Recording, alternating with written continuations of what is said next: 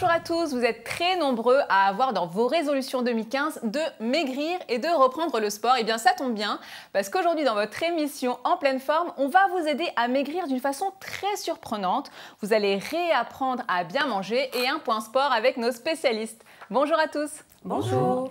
Avec moi, Philippe Vernois qui est spécialiste en hypnose et en PNL qu'on connaît. Et puis deux nouveaux invités qui sont Frédéric Châtaignier qui est psychothérapeute du comportement alimentaire, hypnothérapeute et nutrithérapeute. En quoi ça consiste votre approche ? Eh bien Myriam, ça consiste à une prise en charge globale qui allie trois outils essentiels, la nutrition, la nutrithérapie et l'hypnose. Et puis pour compléter vos conseils, Déborah Yocheved qui est coach en diététique. Bienvenue à tous.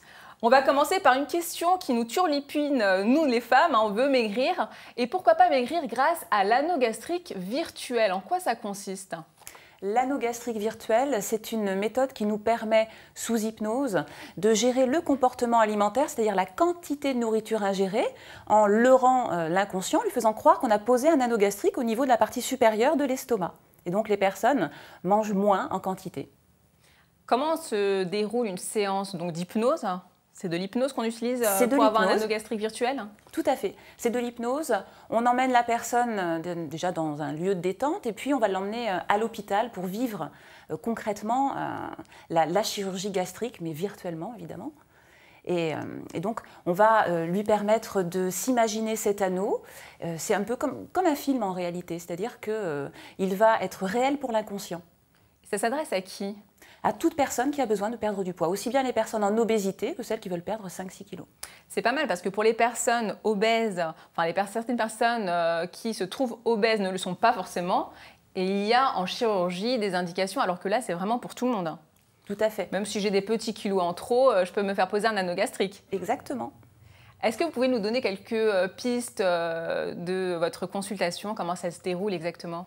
Alors la consultation allie toujours une prise en charge nutritionnelle, évidemment, parce que manger moins, c'est très bien, mais manger mieux, c'est indispensable.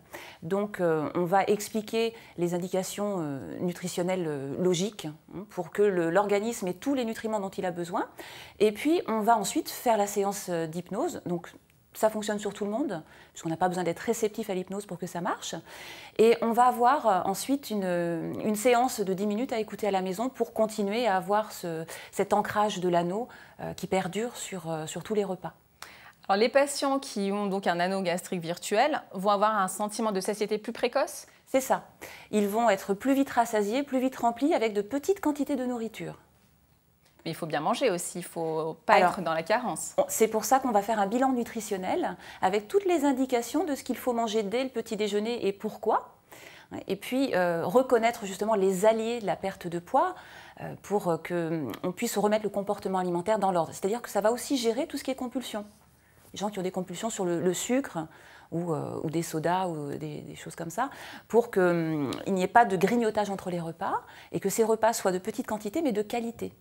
Parce que l'hypnose peut aussi fonctionner sur les troubles de compulsion alimentaire? Tout à fait. C'est une prise en charge qui est comprise dans l'anneau gastrique virtuel. On va traiter les quantités, mais aussi tout ce qui est compulsif. Alors faites-nous rêver, combien de kilos ont perdu vos patients grâce à l'anneau gastrique virtuel? Alors le record, c'était 31 kilos en 6 mois et on a 40 kilos en 8 mois. Une personne qui pesait combien et qui est arrivée à combien? Alors la première, elle a terminé, c'est-à-dire qu'elle pesait 95 kilos et est arrivée à 64. Et la deuxième dont je parle, elle était en obésité et donc elle est en cours de traitement et de suivi. Alors vous venez de le dire, manger mieux, c'est très important. Et justement, notre coach en diététique va nous donner des conseils. Une personne nous demande si les sandwichs sont bons pour maigrir. Enfin, exactement, je travaille beaucoup et je mange souvent des sandwichs, je veux maigrir. Est-ce que je dois arrêter les sandwichs? Est-ce qu'on peut maigrir tout en mangeant des sandwichs? C'est la question. Contrairement aux idées reçues, le sandwich n'est pas quelque chose à bannir de l'alimentation équilibrée. Moi, je prône l'alimentation équilibrée, l'équilibre alimentaire en piochant dans toutes les catégories d'aliments, donc aussi bien au niveau des protéines, des lipides, des glucides, et dans chaque catégorie d'aliments aussi la diversité à chaque fois.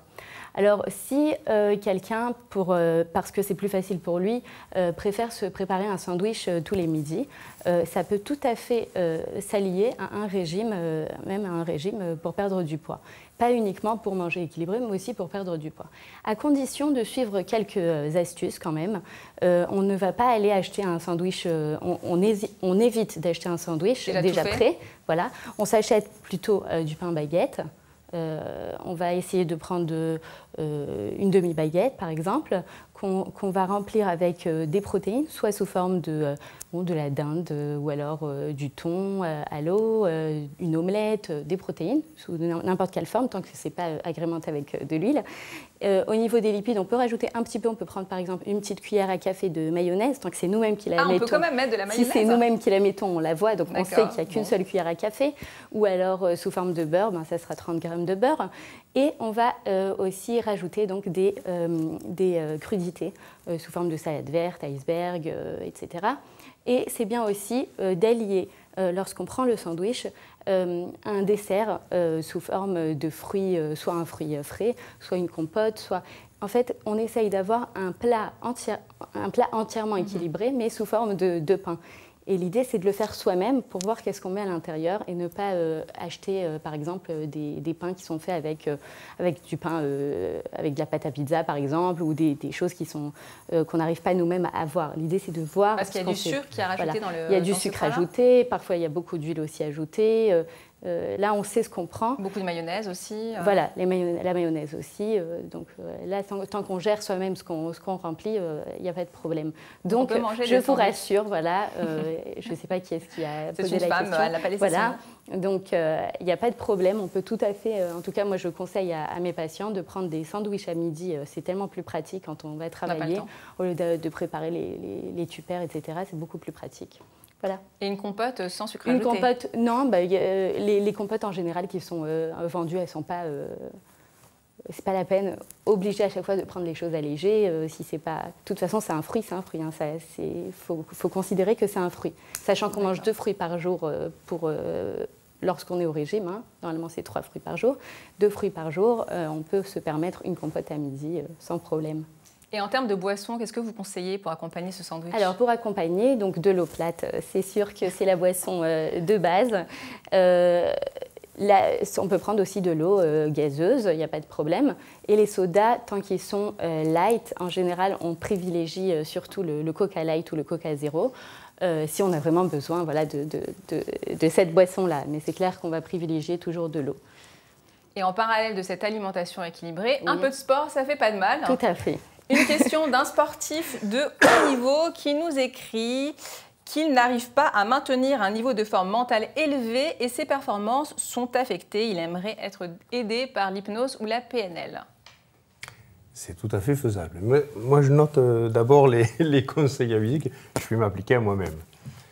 Et de rate à mon alimentation. Mais pour le sportif, quoi qu'il faut un petit peu alimenter le sportif dans son effort aussi. Un sandwich, pourquoi pas? Oui, pourquoi pas. C'est pas hyper recommandé pour le sportif quand il est dans l'effort, surtout en compétition.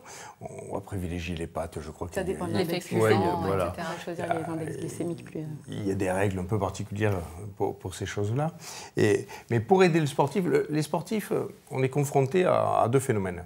Chez le sportif, on dira de niveau moyen, des baisses de motivation.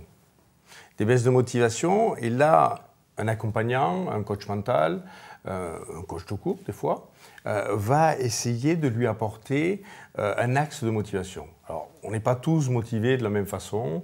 On peut être motivé soit ce qu'on appelle un aller vers, c'est-à-dire atteindre un objectif, bien déterminer, bien définir un objectif et gérer l'envie qu'on a pour atteindre cet objectif-là.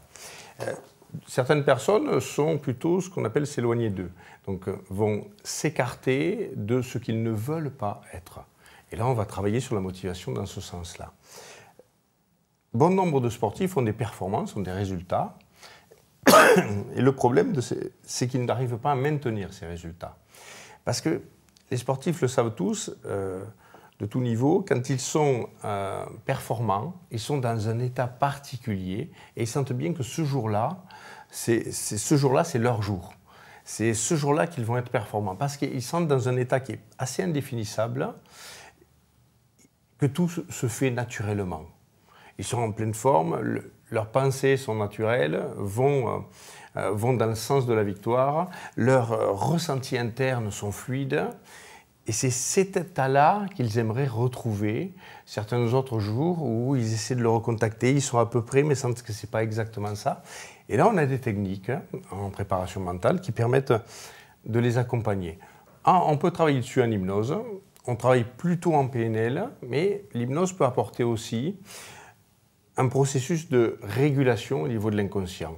Mettre des processus en place qui sont automatiquement lui apporter les ressources. S'il a vécu la chose une fois, on peut la dupliquer. Parce que le mental est essentiel dans la pratique sportive. Tout à fait. Une étude sur les footballeurs qui tirent, je ne suis pas très fort en football, je crois que ça s'appelle les pénaltys, a démontré que c'est des gens hyper entraînés.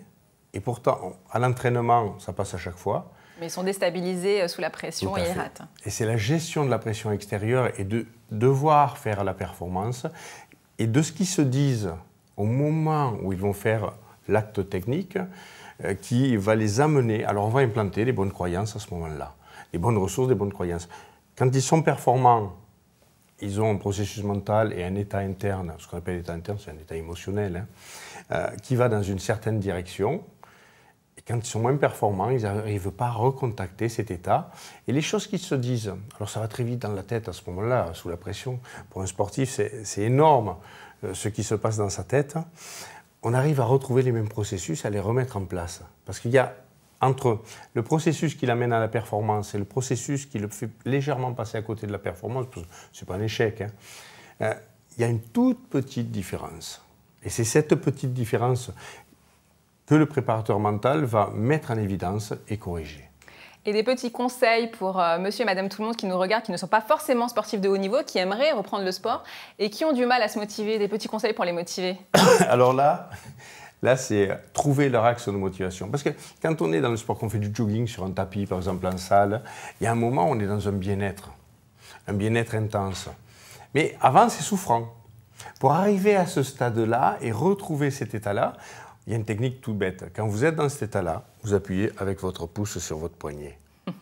Alors appuyez sur votre poignet avec votre pouce et surtout appuyez sur les touches de votre clavier d'ordinateur sur www.enpleineforme.net. N'hésitez pas à nous poser des questions parmi tous les domaines qui vous intéressent. On sera là pour y répondre. Et puis surtout, n'oubliez pas www.enpleineforme.net. À très bientôt pour une nouvelle émission. Au revoir.